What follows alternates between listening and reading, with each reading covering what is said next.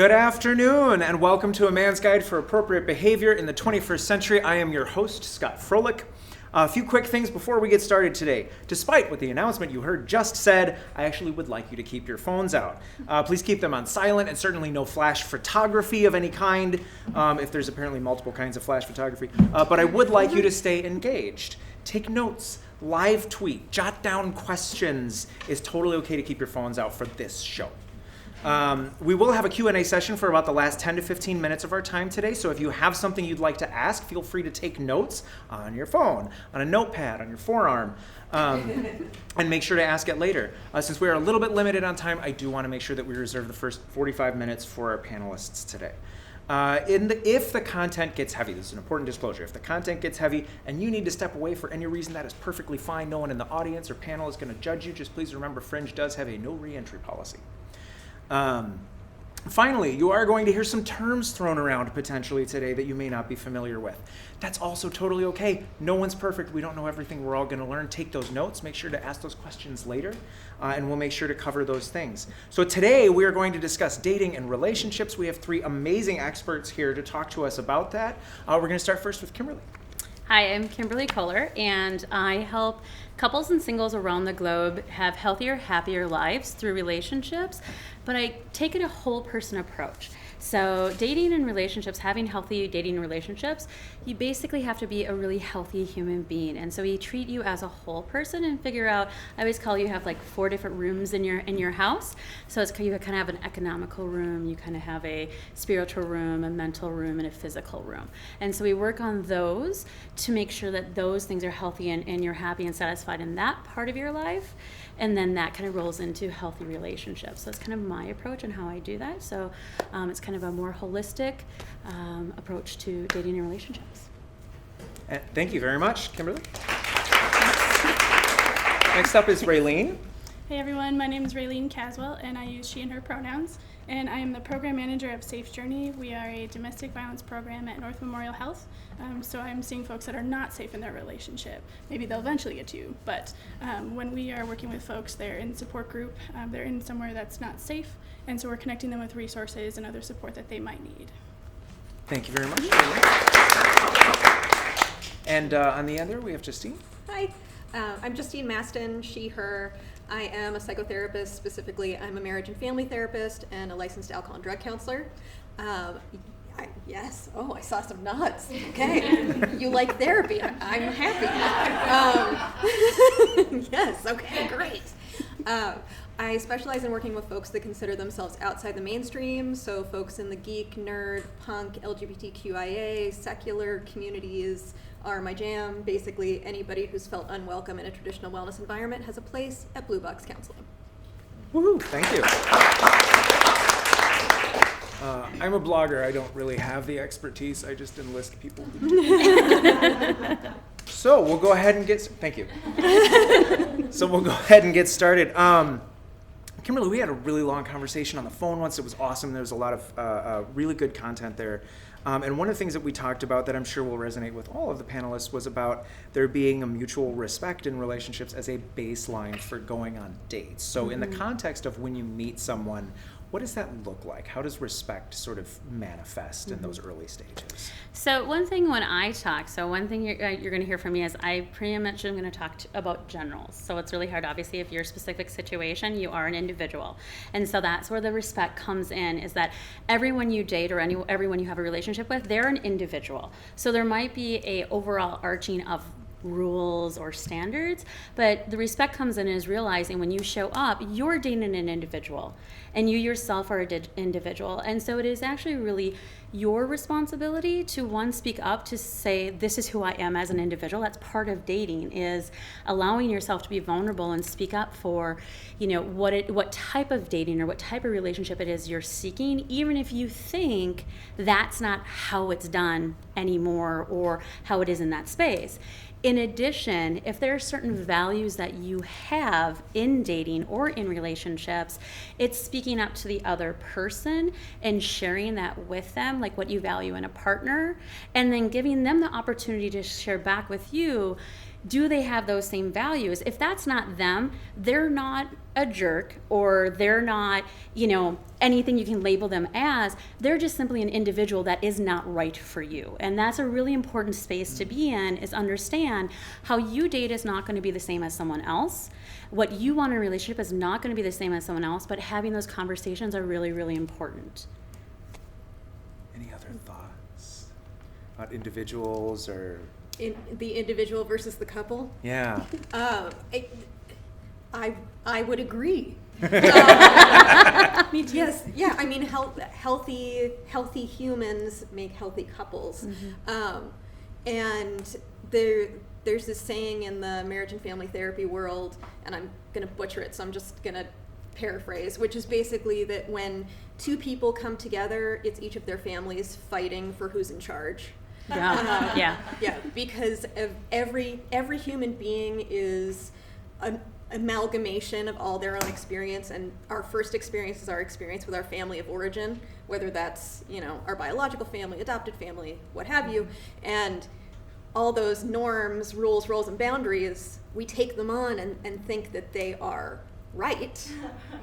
And so when we come together as a couple, we believe there's right and wrong ways to do things, like where to put the dishes. And then it's a lot of negotiating around, like, hey, maybe it's not black and white. Maybe our relationship is this whole sea of gray. And we need to learn how to paint with that color. I love some of the faces I'm seeing in the audience. Like, hey. I would just throw in, if those things are not happening, if you're not having that communication and the understanding of who you are as a person and who the other person is in that relationship, that's when people come to my office, because things are not safe. Things are based on power and control in an unhealthy relationship, and if you don't feel that you have power or you are taking over in a relationship, that's when things get thrown off balance. And so to keep that balance, it's important to be able to communicate with folks and to kind of have a better understanding of yourself as well. And I will always talk about safety, so making sure that you're safe as well. And one of the biggest things, too, I share with my clients is you don't compromise to get into a relationship. You compromise within a relationship. And far too often when we're dating, we compromise to get into the relationship. Oh, but I like them so much, so I have to be this person. And it's like, no, be who you are and let them fall in love with you for who you are today. And yes, everyone in relationships, you are going to evolve, you're going to grow, you're going to have moments when you regress, what have you. That's not that you put up a front to begin with. It's just that that's what happens over time. As you change, you grow, things happen in your life, and it affects how you behave. But the biggest part about it is show up today with who you are today, and don't compromise on that. And then when you're in the relationship and you're having struggles, then you're compromising and having conversations and seeing how, and I use it's not black and white, it's every color of the rainbow is what I always say. It's relationships in their dirty colors. And they can be very bright colors, and it's realizing and recognizing that. I think I'd like to kind of combine a couple of these thoughts with one of the other questions that was in here was about the expectations that we have going into relationships. Because if we are compromising who we are as a person, right, then the other person isn't seeing us. So, but then we also come in with those preconceived notions. So how do you keep from trying to fit someone else's notions? How do you make that a safe space and not have it turn into something where I thought you were this and you're not? So I have my clients create an avatar, and it's a dating avatar for themselves, and a personal avatar for themselves and the person it is who they'd like to date. And so one of the big things is a lot of times we'll have these laundry lists from the ceilings to the floor of I don't want. And it's like, well, that's really easy to do. But can you actually tell me what you do want? Mm-hmm. And can you actually tell me who you are? And a lot of times those questions are very difficult. So I do a lot of online dating coaching. And my approach is very strategic in pretty much all the way I coach. But with the online dating, it's you always often like, oh, tell us about you or tell us about them. And they're like, well, I can't write about that. But if we start creating an avatar and talking about what your life is and what you value and who you are as a person, and we start outlining that as well as who it is we want to date, then it's easier for us to identify. And you also can sit down and say, I'm not going to compromise, or I don't want to compromise. I don't want to change these things about myself, or these are the things I value about myself. And then you start doing checks imbalances. And as you go on dates with people or you're in a relationship, you sit down and you ask yourself 3 questions. How do I feel when I'm around them? How do I feel after being with them? And how do I feel apart from them? And then also looking and saying, what am I actually exchanging to be with them? What am I compromising? What am I, what are they bringing out in me, the positives and the negatives? And really sit down and answer those questions honestly. And if you don't think you can, if you are a person who is susceptible to past relationships or unhealthy, you sit down with a brutally honest friend who's going to tell you the truth. And they're going to be like, no, you are lying. It's like, and you want that friend because that friend's going to tell you no. And you want that person who's going to help you take checks and balances if you can't do it yourself.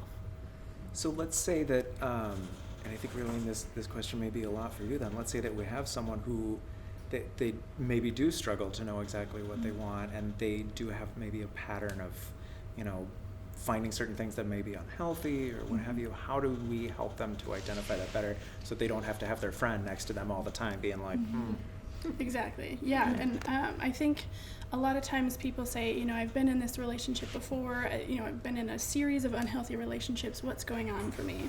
And I think it comes down to having to be really honest with yourself, maybe going into therapy to figure out what are some of the past traumas that I may have experienced and the things that are going on in my life, even from when you were a wee little child, way back when. You could have picked up some things, or your personality developed in such a way where folks can, outside folks might become predators and take advantage. But I think in an unhealthy relationship, we don't see these unhealthy things happen really quickly. I always use the analogy of a frog. If you put a frog in boiling water, it jumps out right away. But if you put a frog into room temperature water and you raise it up a little bit over time, people don't notice what's going on because it comes on so subtly. And so helping folks recognize those signs is really important, because a lot of times the folks that I work with are saying, well, they just had a really bad day at work, and I didn't have dinner done on time, and whatever. So the blame is passed elsewhere. So we have to focus on who's doing those actions and why, and how am I interpreting those, given who I am and the traumas that I've experienced. That brings up a really good question. No, I just had so many thoughts. But please, no, go. My thought it'll come back. Well, and it may be along the same lines. Yeah. So I want to talk about the slow boiling water. Mm-hmm. So what are those behaviors? Because this is about Man's Guide, right? Mm-hmm. So what are those boiling water behaviors that we do more typically see in men that cause those more toxic relationships? So what are those things where someone could look at it and be like, there's a bubble. Mm-hmm. I mean, my favorite answer is always it depends, but Right. there's a million things. It could, when we're looking at domestic violence, we're looking at some of the higher level things would be controlling money, being in charge of who you talk to. A lot of times a really earlier indicator is being really nosy on people's phones and like, who are you talking to? Who's this guy on Facebook? Why are you texting this person? Really being hyper aware of where this person is going and who they're interacting with. And isolating someone from their friends and family is a really unfortunate thing that happens all the time, because if they don't have people to reach out to who can help them. And so that's a really early sign that I see in a lot of the relationships, as well as jealousy. Jealousy kind of plays hand in hand with that, because they're like, well, why are you talking to this guy? Who is this? What's this guy doing? Why are you talking to him? Why are you dressing like that? Is it for this guy? And it just kind of spins out of control.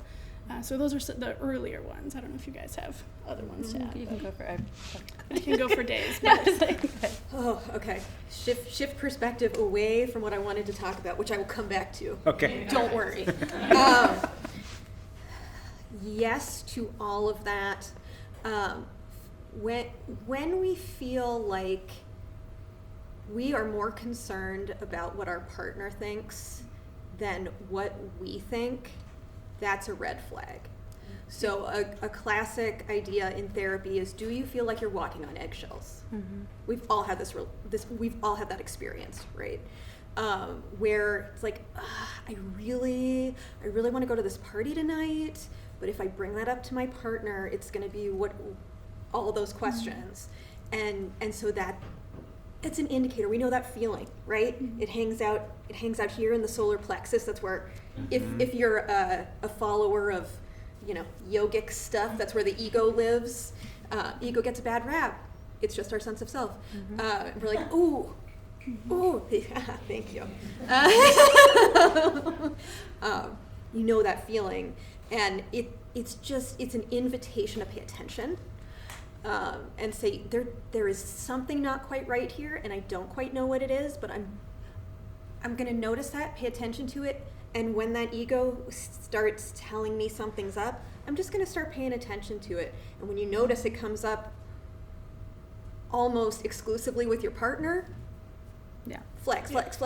And the other thing, and if you're a person who has this past or this history, the big thing is that I'm a big documentation person.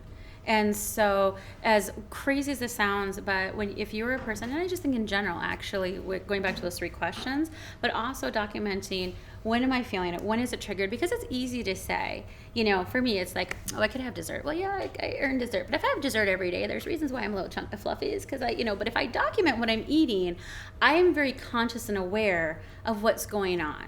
And the same thing with relationships. If I'm documenting how often I have this pin in my stomach and I'm afraid, and I'm seeing that 7 days a week, 30 days in a row, I can't lie to myself and say, it's only on occasion. And it's kind of like also, in addition, when I have clients who are working on healing, it's documentation. We all earn a pity party when we are in bad relationships. We also can extend that to unhealthy behavior. So writing down and kind of putting check-ins with yourself on any sort of things you struggle with, and then saying, okay, what am I doing to pursue healthy behavior, and what help am I getting? Is it a coach? Is it a therapist? Is it turning to outreach programs, those kind of things, to actually allow myself to grow and heal? And if you're seeing patterns, you're going to see it when you're writing down and documenting things. And also, I would say listen to your friends and evaluate, because people who are in those situations that have that gut, they have friends that are telling them, and if you're the one who's constantly standing up for your partner, that's a huge red flag, because your friends, your family, and yes, at times you have to step back and go, okay, well, let's evaluate them, right?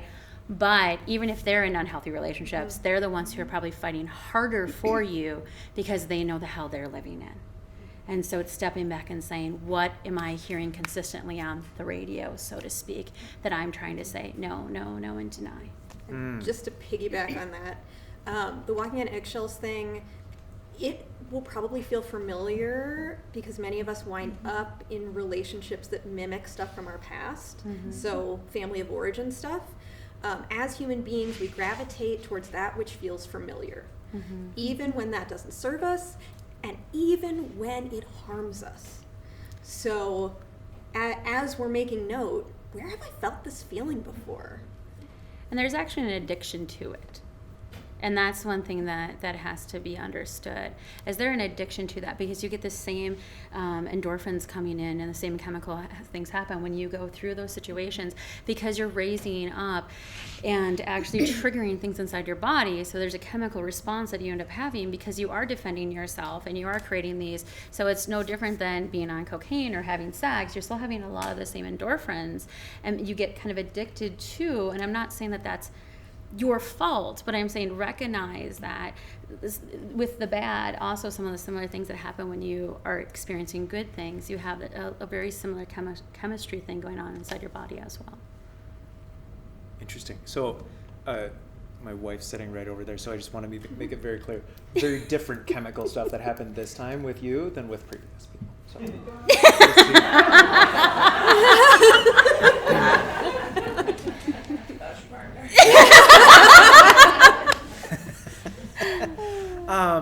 so I should rely on my questions here, right? Or take it where it goes. Well, because I feel like some of this gets back to expectations to a certain degree that are based in a couple of different things. They could be culturally based from long ago, like this thing of like, I have to hold doors open, I have to pull the chair out, I have to make sure I don't wear my head at the table, and all of these things that, which you shouldn't write. No, I'm sorry, but like no, I just that is all feeling here in the solar plexus. Yeah. So we have all of these these sort of cultural expectations of like, these are the ways that I'm supposed to treat women, and I feel like a lot of guys from Reddit, from all the different forums that I've researched are like, well, but I was a nice guy. I held the door. I did all of I checked off the nice guy list. How do we, and this gets sort of to the games that, people go into, like, I'm playing these games to make sure that I fulfill what's needed over here. Is someone else playing a game to make sure that, so how do those expectations in those games play into people either not being themselves or into having a sort of a false notion of what being good in a relationship actually is? I'm going to let you answer that one first because I think we have different opinions if you had something. We might. We might. So this actually circles right back to what was coming up for me when you were talking, so strap in. I'm about to introduce you to a new concept called social constructionism. I am a psych geek with a history in sociology, so you're about to get just a soupçon of sociology. So social constructionism is the idea that everything we do, all of our actions, all of these social norms are socially constructed. There is no objective reality. It is all subjective reality that is formed over time with our interactions with other human beings. We were forced together and we had to figure out what the rules of being together were. And here's the thing, we've all been together for a long time, and we keep accepting these rules as though they are unquestionable facts, and they're not. So beginning to question our reality and saying, hey, that thing, that apologizing, you were talking about earning food, and we see that differently. So you're talking about earning dessert. No, I wasn't saying earning dessert. I was saying that being conscious of. So what I was saying is if I say, oh, today I can have dessert because I haven't had it the last 7 days, what I was saying is to be accountable to saying, okay, well, if I'm trying to lose weight, the notion is then dessert was probably something I shouldn't be having every single day, kind of thing, depending on what else I'm doing. So we see it differently, but that is a different panel that we are not. I just know what works for me. Having dessert 7 days a week doesn't work for me. I know this. So part of the health at every size body positivity movement. I am moving on. So there's this social norm that if we order dessert in a restaurant, we need to explain ourselves to the waiter. We need to say, I was good today. I deserve this dessert. Your waiter does not freaking care, okay? And if we look at that behavior and go, we don't need to do that. How is this serving me? And is this in fact harming me? We get to opt. Where are we on swearing in this panel? Anyone under 18? Hi. So we do have 1%. Oh, we have a younger. Okay. Okay, you get to opt the fuck out of that, okay? So you can look at that and go, that is not serving me, that is harming me. I'm gonna opt the fuck out of it, and I'm just gonna order dessert if that is a thing that serves me today.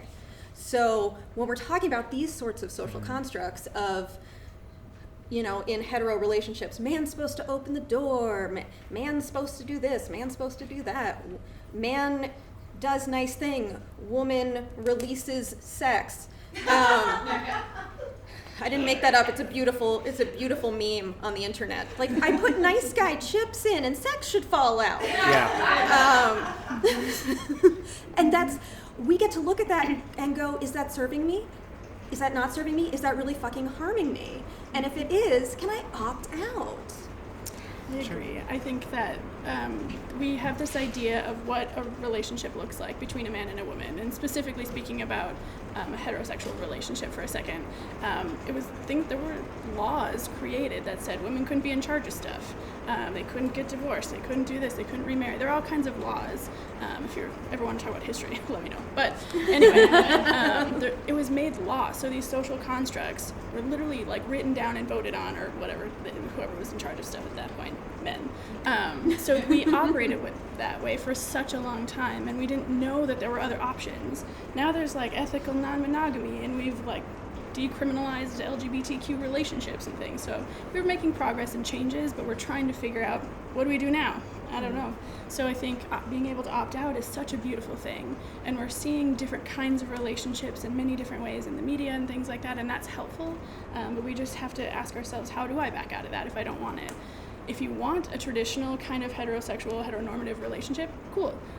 But if you don't, there are other ways to do it. And I agree with most, okay? But I don't agree with all, okay? Okay. So but here's kind of the difference, and I'm going to go back to the food thing, right? Yeah. So when I said if I don't want to have dessert, automatically she thinks I have a bad self-esteem or a bad body image of myself. You kind of said something about not having to apologize for dessert, and kind of went that projection.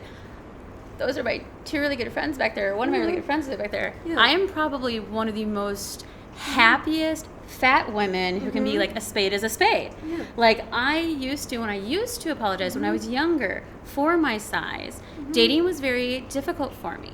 Dating was incredibly difficult for me because when I grew up, my mom would tell me that fat was ugly. Ugly and fat don't equal love. No man is going to love you if you're fat. And that's what I heard for the first 16 years of my life. Then one day when I was probably 19 or 20, like this Oprah chick, you may have heard of her. She had some program on about self-help or what have you. And that's when I really started doing work with myself. Up until that point, I didn't really date a lot. I really was like, what is this about? I don't understand.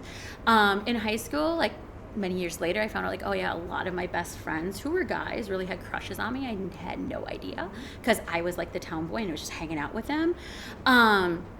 But once I realized, no, wait a minute here, there's a value to me. And no, I am beautiful. I literally have no problem dating. I literally do not.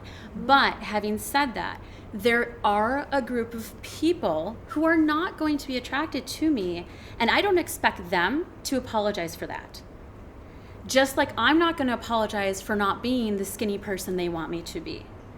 When it comes to traditional roles, not traditional roles, or what have you, I feel at times there is a push in dating that you should, I think you should always challenge what you think. Where does it come from? Is it my parents?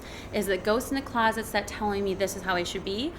Or is it actually what I value? Because if you value opening doors for people, guess what? It's a sign of respect, normally not a sign of control. If you value paying for dinner and you're a guy, it's usually a sign of respect, not a sign of control. If you're doing it because of control, then you need to check yourself and like go the frick out there. But if it is because you actually respect, then speak up in the conversation. Just say, I'm a gentleman, and so I want to open up your door. It's a respectful thing. I want to pull out your chair. It's a respectful thing. I want to pay for dinner. It's a respectful thing for me. And make sure that it truly is respect, not necessarily a control thing. Again, it goes back to what I think is respecting one another and communicating up front, what is it that I value and what it is that you value in a relationship. So I don't think that there's anything wrong with traditional roles. I also don't think there's wrong with being progressive. It really is designing a relationship to be what you want it to be, but making sure you're communicating that, and you have to be strong and healthy to do that. And one of the biggest things that I teach my clients is you are responsible for the happiness of your relationship and your life. And when I say your relationship, I'm talking about your half of the relationship. You bring your own happiness in a relationship. Can the person you're with heighten it? Absolutely. Can they damage it and cause havoc? Absolutely. But what are you allowing? Where are your boundaries? And when are you standing up for yourself? There's a little bit of a segue here that I really wanted to, and Justine and I had a little bit of an email. It's Thor has entered the conversation. It is raining. He was not invited. And Justine and I had a little bit of an email conversation about that, about physical appearance and how relationships not only work in the real world, but also I'm going to bring in the media here because of how they're depicted.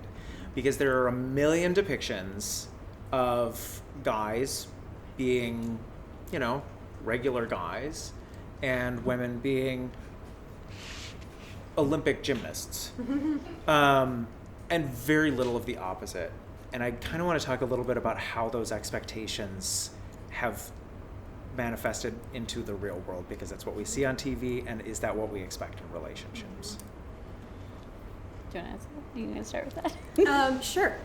Yeah, so this is more social constructionism, right? We decided at some point that, and again, we're talking about like traditional ideas of gender, right? So men should be, and I hate should's like my least favorite word. I feel like we're shoulding on ourselves when we use it. You can take that, put it in your pocket, and use it later. I'm writing that down right now. But men should be, butch and strong and virile and all that stuff, and women should be, depending on what decade you're looking at, pick your norm. Right? If it's the 20s, we look like this. If it's 30s, we look like this. If it's 40s, we look like this. If it's 50s, we look like this. And whatever. And at some point, media decided, you know what? Actually, it's okay for a dude to have a different shape. We're still not okay with women having different shapes. Okay, but men can have different shapes. And we're coming into a space where we're starting to feel like it's okay. And I mean societally, the greater we, not those of us who have these conversations all the damn time and it's like what we talk about.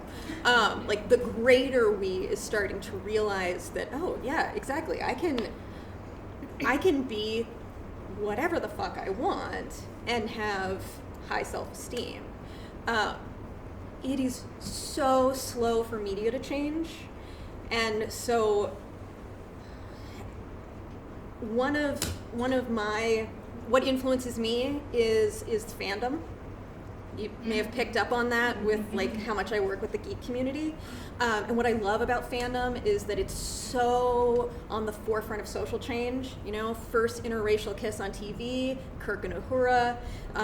They want to be down with diversity. But when it comes to certain types of diversity, they're a little slow too. So I go to geek conventions, pop culture conventions, and I talk to geeks about like reclaiming and being at the forefront of social change, even if our media isn't there yet. We have a chubby Thor. It happened. I could have done without a bunch of the conversation around him, but in himself, he called on Mjolnir. Mjolnir flew right to him because he was still worthy. And I am going to stop talking because I could keep this up, and this is a panel. So I think in terms of the media, we see lots of, it is changing and it is growing. That's awesome. But we still see a lot of the traditional things. And there's, the mom is making dinner and the dad is working or whatever, things like that. I mean, we've all seen it. I'm hopeful that things are changing. I think, Netflix having their own specials and things is kind of cool because they have been more diverse in lots of different ways. And there's places where people are, like YouTube videos and things like that can be really helpful for people to find people that are like them. So I think there's growth and there's change there, and there's really cool new ways that people are connecting. I think a lot of the network stuff is a little bit more conservative in terms of we have to kind of stay within what we know is safe, and we're not going to get in trouble for it. But I think that there is room for growth, and we can keep pushing for that and watching the things that make us happy. And I think that is really helpful, because if we can see ourselves reflected and having representation of us in whatever piece of our identity, I think that that's really important and can be super helpful for folks who maybe live in a place that doesn't accept who they are. I think that there's so I always feel that any problem there is for a female, there's an equal problem for a male. So we talked about how men can be chunky and have a smoking hot chick. We'll just paraphrase this, okay? Or they can be an average Joe or less than average and have a smoking hot chick, okay? On the other side, men will tell you who are under 6 feet tall, generally under 5'10", generally any man who is 5'7" and under, and God help the man who is 5'5". They will tell you, no one will date me because I am a short man. there are equal struggles in both sexes, and I think that that's the biggest thing that a lot of times when we talk about dating is we lose compassion for both sides, because both sides have struggles. It was, as much as we want to say guys are kind of like these evil little bears or whatever, and girls are kind of these picky little what have you, it's not. Both sides have struggles. Both sides have physical struggles that the other do not want to date because of. Both sides, kind of when you were talking about, we have these viral masculine men. Mm-hmm. Statistically, men who are 6 feet and taller have an easier time to date. Men who have chiseled faces. The more square your face is, the more actual viral women think you are, and actually the more dating that person will have generally. They can even actually not be as attractive as a person who maybe has a round face. A guy who has a very round, circular face and looks like a young boy generally has a harder time dating, because women don't look at them from a biological standpoint. They don't go, and this is a biological subconscious thing, I want to have babies with you. That's actually the square base is. And so there's some biological things that end up happening. And it's a very interesting thing that we don't necessarily are plugged into. And so what I always often challenge my clients, both men and women, is to step back and say, and this would be kind of the guy side of things, if you're generally dating thinner women, why is that? Because I'm the opposite. I'm the person who dates the triathlete. I'm the person who dates the really long, very tall, thin. I mean, I'm that person. But in theory, I'm not supposed to be able to date that person in society mind or idea. But that goes back to that 19-year-old kid who started doing work, built her confidence, and basically just said, all you people are wrong. I don't know what you're talking about, but these are my experiences, and I can do this because I can. But I also didn't listen to the person who said, I can't anymore, whether that is a person. And one of the biggest things that I noticed when we're dating, what ends up happening is when we go home from a date or ending of a relationship, we step back and say, oh, it didn't work because, or they stopped dating me because, and we pick out the thing we're the most insecure about. Unless we have that feedback from them, we tell ourselves why they don't like us, and it's our insecurity. So when I was younger, I would always say, oh, it's because I'm fat. That's literally, but they never said that. Who knows? They could have just gotten out of a relationship and weren't ready for it. Who knows? They could have dated someone 2 weeks before me and said, I actually find more in common. Who knows? They didn't like curly hair. Maybe they like straight hair. Maybe I remind them of their mom. You know, there's so many different reasons. So it's really, I think, one, unplugging from media and stand up and say, what's the value for me? What is my environment? Check into your environment and say, what can I create as the healthiest environment for me? And then how does that go to the values of what I need, and creating those environments and those bubbles that we need for ourselves and keep that sacred. Okay, so I have like two divergent directions I want to go from this, and I have to pick one. I'm gonna pick one. So to make the conversation at least a little bit more intersectional here, when we talk about expectations of what do we want in a person and things like that, there has been a lot of discussion in media, particularly over the last few years, about people dating inside or outside of their own ethnicity, or inside or outside of their own gender norms. You know, like if I've never dated a trans person, say, or if I've never dated a person of color, you know, if men are looking at the, do you... May I ask you to start that question over and just be a little bit louder, please? Oh, yes, ma'am. It went from this to...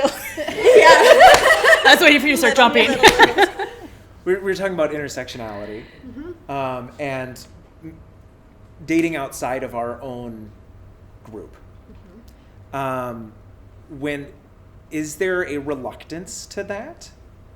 And is it healthy? And is there sort of precedent for saying, well, no, this is just what I like? What's sort of the thinking around that? So just very briefly, we touched on some biological stuff, and there is absolutely some stuff that lives here in the base of the brain, in the lizard brain, that is very old, that no longer serves us, but it is such a drive. And one of those is we used to live in tribes. And that's not being culturally appropriative. We used to literally live in tribes. And if you went outside of the tribal norms, you could get kicked out and have to survive in the woods by yourself. So there is a part of us that it is not a conscious part, but there is this base of the brain, lizard brain part that says, if I go outside of the social norms, I will have to go into the woods and die alone. And so what we have to do is acknowledge that that's there, and go, oh, hey, that's my lizard brain. And our lizard brain tells us all kinds of shit that isn't useful. Like when anxiety spikes, that's because our lizard brain thinks there's a woolly mammoth after us. And we get to go, woolly mammoth. Right. No woolly mammoths. Not gonna die alone in the woods. And start to question, again, those social constructs, what serves me, what doesn't serve me. And maybe this person who is outside of my culture, my religion, my race, is someone I really want to get to know. I just first need to I need to bump up against the discomfort in my lizard brain, breathe into it, move past it. I kind of like the idea of every time you get a little bit scared saying, there's no woolly mammoth. Yeah. Yes. Yes. I think, so in terms of domestic violence happens across all communities, all genders, all ages, all races, all religions, all faiths, whatever. So in terms of that, there's not a fear or anything like that. And you can probably speak to more of what I'm going to say next, but my friend and I were doing online dating for like a hot second. And if you look at your, like, swiping or whatever, pay attention to who you're swiping on, because it was really interesting to kind of realize, I was like, oh, I don't know if I'm being particular or not. And so we paid more attention, and we found we absolutely were. So we had to be far more intentional, because of this lizard brain stuff. So it was a really eye-awakening thing for me to kind of check my own privilege and my own sense of who I was and who I wanted. So I don't know if that's helpful for you, but it was very interesting for us to learn. One of the reasons this question came up is I was listening to an episode of podcast where someone did exactly that as an experiment, and they were like, oh, my swiping is awful. Yeah. I think when we look at dating tribes, right? It's we go just in general though where we feel most comfortable, where we feel most accepted, and it doesn't necessarily. Some people are more multicultural. Some people are more, we're in Minnesota, for Pete's sakes. There are people who don't travel beyond Lake Winnie, hoo-hoo. Let's get real here. No, I'm sorry. Like we don't go beyond Lake Winnie, hoo-hoo. So, me sitting down and saying, hey, maybe you should think outside the box and get on a freaking plane, let alone, what have you. So there's a couple of things. I think one, there needs to be a mutual respect. If you are a person who just likes dating what you've been dating, and whether it's worked for you or not worked for you, if it's not working for you, maybe you should look at that. But you shouldn't have to feel like, okay, I should try this. I would encourage going outside your box, in your bubble, because you don't know what's out there. But we have to get beyond the list from the ceiling to the floor in Lake Winnie hoo-hoo half the time to even go to the fact of let's start looking to be more intentional. But I think dating in general should be intentional. Relationships should be intentional, and checking yourself. At the same time, if you're not comfortable, ask yourself why that is. What is the reason? Is there just certain things that you like, and not apologize for it if it's healthy reasons. Statistically, and this sucks, but it's statistically what is there. They are facts in the bubble. Statistically, African Americans and online dating have one of the strongest and hardest spaces to date. Native American women are actually, and we always hear the statistic for African American women, but Native American women are actually the hardest, and actually are the lowest demographic of women that have the hardest time dating. Why is that? And stepping back and asking ourselves, why is that? And is that something that's important to us to identify and step out and reach out to? But it's more or less, I also say, but are we doing it consciously out of a prejudice? Is it on education, or is it out of unexploration, not exploring? And then asking yourself, what can I do to explore those things? And if it doesn't feel comfortable with you, I'm half Mexican, okay? I can't date a Mexican man. I love them, they're hot, they're gorgeous, whatever. I can't date them. Why? Because as soon as they start talking to me, they become my grandfather or my father, and I am all out. Whatever, like that, oh my gosh, he's a yummy drink of water, it's gone. He just starts talking, and I'm just like, Hey, Dad. hey, Dad. Whoa, you want to talk about a buzzkill right away? Shit. You're my dad again. And I'm just like, and I sit there and conscious, like, oh, Grandpa would be so proud of you. Because he's one of those people, like his children, his grandchildren, you're going to marry Mexicans, you're going to marry Mexicans. I mean, we were beat over this at the head. And I, dated a whole bunch of Caucasians, and all of a sudden, I was like, oh, I've met more Mexicans. Like, oh, you're really hot. I'm like, shit. The first time it happened, I'm like, this is a fluke. Second time it happened, this is a fluke. Nope, this is it. Like, this is what happens. Can't get beyond it. It's okay. It's really okay. I don't have to apologize for that. I feel bad for my grandfather, but oh well. Too bad, so sad. It is what it is, right? So it's challenging, I would say, if you notice you have a pattern of people that you date, whether it's same color hair, same color eyes, whether it's a same social class, whether it's the same lifestyle, whether it's the same ethnicity, same religion, whatever, it doesn't really matter. Challenge it if your dating world hasn't worked for you. Yeah. Because that's how you learn more about yourself, what works for you and doesn't work for you. And then don't apologize for it. As long as you're not doing it out of hate, and when you come up with what your dating avatar is, don't apologize for it. All right. Well, we're at about 46 minutes here, and I just have one more question. I'm so sorry, but I know that this is. I just have to ask: is there such a thing as an alpha or beta male? On the internet. Okay. So in the same way that we can socially construct reality, and that can happen over time organically, it can also happen very quickly when people decide they want to create a preferred reality. And if you want to hear me talk more about that, show up next Saturday when I come back here and talk about toxic masculinity, including incels. So I will not go down that road right now, but that term and that situation, I believe, has been created by men, for men, to fuck with all their other men's lives. No, I don't believe in alpha male, beta male, and even if it were a real thing, I don't see how it would be useful. Right. That is my belief. I think for folks that are thinking about males that are abusive or unsafe, I think we tend to think of them as big, scary dudes, but often they have just as much trauma as everybody else in the world. And they've got their own things that they're trying to work through, and the way that they choose to kind of handle themselves is through violence or being scary in other ways. I hear people say all the time, oh, he's really big and tall and muscular.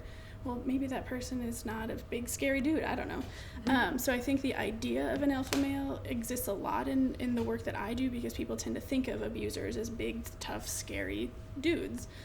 But they're not always. They're of all backgrounds and all different sizes and ages and all this kind of stuff. So I think the idea is there. But I don't know, I was going to talk about toxic masculinity, but you'll cover that next time. So. Come and sit in the audience, and then bring up anything I forget to mention. So yeah, real quick plug then. Next Saturday we are going to be talking about incels, men's rights activists, the red pill movement, things of that nature. It's going to be a little heavy. Yeah, they don't get Keanu. That's your spoiler. Yeah. They don't get Keanu. No. And I would say, I would say that there are personality traits that every human being has. And some people are naturally a little bit more leader-driven, maybe have a little bit more powerful personality than others. And I think when we talk about alpha males and beta males, what ends up happening in society is that there's a heavy distinction or value placed upon, an alpha male is more valuable than a beta male. It's not. There's not. All are equal. It's just recognizing that there are certain personality traits. Like, I have a more dominant personality trait. I generally, if I date kind of a softer spoken man who's kind of wishy-washy, or maybe has a little bit less confidence, or maybe a little bit more introvert, like I actually do very well with introverts. But on the other side of the fence, though, they can actually be introverted, yet still have a very strong personality and very decisive. And that a decisive person works very, very well with me because I'm a very decisive human being and I like decisiveness. I like conversations. I don't like timid people. And so I shouldn't say I don't like them. I would say that just in relationships, I have a healthier relationship with somebody who is a little bit more confident in their thoughts or quicker in their thoughts. Because there are sometimes, we were talking about this earlier when we first met, you were like, I kind of like to look at things and play with it and, and take my time with things. Yeah. There are times where, depending on personality-wise, if I'm like, we got to make decisions now, let's go, it sometimes can be really difficult in a relationship, but it's learning people's tempos and respecting that. And a lot of times opposites end up attracting. The biggest piece of the puzzle is are you being respectful of each individual side? Awesome. So let's move on to the audience questions here. So who would like to ask our intrepid panel a question about dating and relationships? I saw some of y'all taking notes. Don't tell me. I can start. Would you please? Sure. First question is real quick for Justine. Where exactly is the proper place to put the dishes?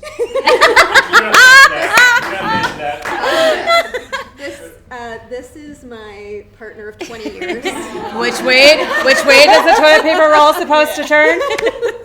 But my serious question is for Raelene. You talk a lot about the dynamics within a relationship that become abusive, at risk of, opening up too much. What are some things from the outsider's perspective that we might want to just be aware of and not risk thinking everybody's in an abusive relationship? Yeah, I think sometimes that happens. You learn about domestic violence and then it's everywhere. Unfortunately, it is a lot of places. We know that about 1 in 4 women, and I think it's 1 in 6 men, but men don't report the same, so we're not totally sure on that. Right. But we know that tons and tons of people experience domestic violence. So if we're thinking, if you're a helper, someone who sees someone who's in an unsafe relationship, I think that can be a really tough spot because you see something that's unsafe. And you want to help, and we want to have this tendency, we want to just snatch them up and move them into our house and pack them up and then we're done. But that's not how it works, that you have to wait till that person's ready. So I think being prepared to listen to somebody if they ever do choose to open up and making sure that they know you're a safe person to talk to. You can ask them questions, but know that if they are going to answer them, they're not going to probably tell you everything all at once. It's going to be the tip of the iceberg. There's a lot of stuff underneath there that hasn't been shared because there's a lot of shame and a lot of fear opening up to somebody if they don't know what that reaction is going to be.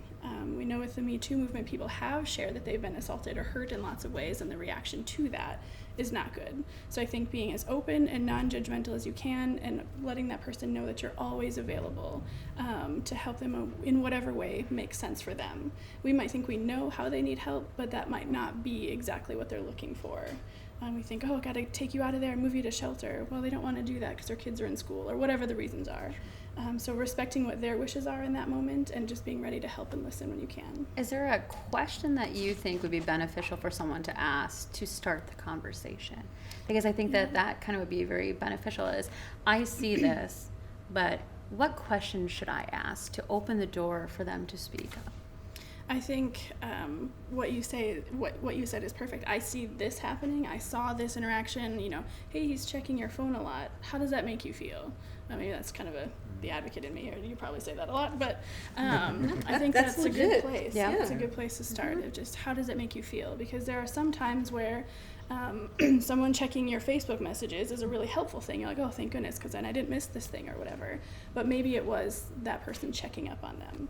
So just kind of, how does that work? Tell me more. Yeah, thanks for the question. Other questions? So if you are an influence over a young person, like a parent or an auntie or uncle or teacher, is there something that we should be making sure that we're aware of to help them become a more whole individual so that they're a healthy person if they choose to go into the dating world? Like, what is something that we can impress on people, littles. Yeah. What I love about younger folks is that they see themselves as whole humans. Mm-hmm. And so the constant reinforcement of you are an entire universe to yourself. You are whole. You are not a piece looking for another piece. Mm-hmm. And that's societal messaging that they're going to get, even, even if we don't say it. The message that you are a piece looking for a missing piece. Mm-hmm. And so the more we can say, I know it just said that on this TV show we're watching, but I see it differently. It gives a conversation. I'm a narrative therapist, so I use stories a lot. And with younger folks, it's really beneficial because you can be watching something with them and go, that character in that show we just watched said they were looking for their missing piece. And age appropriate, what do you think about that? Do you think you're missing something, or do you think you're a whole person? And just continuing to reinforce that this person is a whole person, because what we're looking for in a relationship is a complement. We are a whole person, they are a whole person, and we are coming together to complement each other, not this missing piece becomes one. I think it goes back to the modeling. Modeling. Mm-hmm. Children model what they see. So bring to them the loving relationship. There's the Cleaver family, right? We're all familiar with the Cleaver family. There are so many people who their parents wanted to be the best models ever. Then as soon as they end up having a conflict in their family or in their relationships, they literally are distraught. My parents never fought because their parents were the Cleavers, right? So it's like, that's not reality. So when you're modeling, think of it, you have to keep it real. First things first. But it's sitting down and saying, basically, I think, kind of the narrative, what have you, but it's finding out, what is healthy? Because healthy for everyone is different, but yet there are some standpoints that are healthy, and saying, how do I show up every day being the healthiest partner I can possibly be? So one of the things with body images, they'll go back with women and say, are you critiquing your body in front of your children? Mm-hmm. Or are you critiquing your children's body to them? Right? So I think a lot of times, sometimes, the conversation of how does that make you feel really good if you notice they do something, but a lot of times children don't think about things until we tell them they're supposed to. And ask yourself, is that something we want them, or do we want them to grow up in an idea where it is safe and we're not impressing an opinion on them? And so it's kind of doing both sides of it, is stepping back and saying, what do I want to bring to them to make them be a whole human being and have healthy relationships, and what I want to show to them. And also it's, coming and saying, how can I be the healthiest partner for them that they can see? And then working with your partner and asking them to go on that journey with you. I think we have time for one more question. You. Can I just actually add something to the answer for that? So I'm a domestic violence youth educator, so I go into schools and talk about violence prevention with young people, and I would just add, you can start talking about consent and boundaries with them, and it's really powerful. But actually, I wanted to ask you, is it Raelene. your thoughts about batter intervention programs, and if you think there can be a restoration for men in particular who are perpetrators of abuse? Yeah, that's a really good question. The Minnesota Coalition for Battered Women is trying to understand batter intervention programs because they do exist, and they are not all the same. So some of them are online, some of them are Could you explain what that is?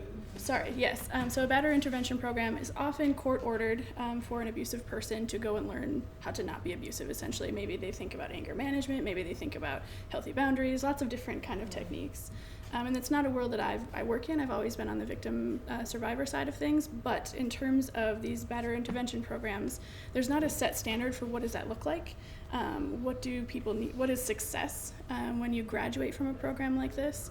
I'd like to hope that we can make these programs successful, because I think we know that a lot of batterers have trauma in their past. They are hurting as well, and I think that they deserve that care, because I think sometimes we take someone who is abusive and we turn them into a monster, and then we can't bring them back into our fold again. So I think we need to work on that. I think there's a lot of space for growth there, just because these are people too. They're not monsters, and they don't deserve to be shoved under the bed where the monsters go. But I don't have a good answer for that because I don't know enough, and I think the programs are kind of sporadic. I know that the Domestic Abuse Project has a really good one. But another struggle is that it's often court ordered. So people aren't like, I'm a batterer, sign me up, please. It's not a volunteer. They don't often do that. So hopefully we can get a better idea and come up with better strategies and to help folks manage things a little bit differently so that they're not relying on power and control. But I don't know where we're going with that. So we do have to, unfortunately, end it for today. We have 3 more sessions coming up. Tomorrow is on intersectionality, gender, and sexuality. Next Saturday is about incels and red pill and violence. And then the last discussion next Sunday is on producing theater and on toxic masculinity in theater production. So get your tickets for that one. I would also like to just real quickly promote a couple other shows. One of them, Size, over at Theater in the Round. Presentation in Pink, which is here tomorrow. I am their guest. Julia Carlos is amazing. And then Reclaiming My Time, which is over at the Crane Theater. All of those in some way or another do cover a decent amount of what we talked about here today, so I would recommend that you go see those as well. Also on the back of your program, we have all of the feminist fringe stuff, and you can go see those too, so please look up that hashtag. Thank you very much to our guests.